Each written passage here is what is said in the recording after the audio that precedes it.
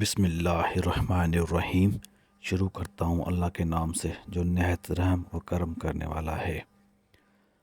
اللہم صلی علی وسلم وبارک علی سیدنا محمد وعلی آلہ وصحبہ اجمعین۔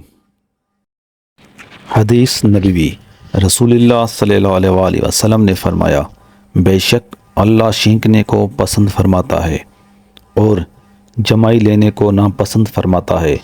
جب تم میں سے کوئی چھینک مارے اور الحمدللہ کہے تو اسے سننے والے ہر مسلمان پر لازم ہے کہ وہ اسے یرحمک اللہ، اللہ تم پر رحم فرمائے کہے۔ رہی جمائی تو وہ شیطان کی طرف سے ہے۔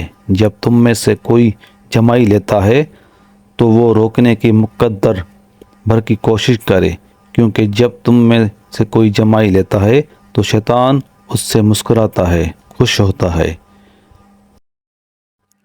رسول اللہ صلی اللہ علیہ وآلہ وسلم نے فرمایا، جس شخص کو یہ خوشی ہو، یعنی جو یہ چاہے کہ قیامت کا منظر وہ اس طرح دیکھے کہ گویا سب کچھ اپنی آنکھوں سے دیکھ رہا ہے، تو قرآن مجید کی یہ صورت اذا الشمس کورت و اذا السماء انفطرت اور اذا السماء نشقت پڑھے۔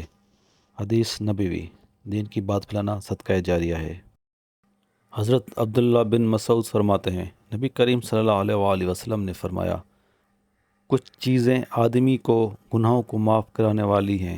ایک، سخت سردی میں پوری طرح وضو کرنا، دوسری، جماعت کی نماز کے لیے چل کر جانا، اور تیسری، ایک نماز کے بعد دوسری نماز کا انتظار کرنا۔ حضرت سیدنا امام علی رضی اللہ عنہ نے فرمایا، تہجد میں مانگی گئی دعا کبھی رد نہیں ہوتی، کیونکہ تہجد کے وقت اللہ کا عرش پہلے سے آسمان پر آ جاتا ہے۔ حدیث نبوی۔ سبحان اللہ۔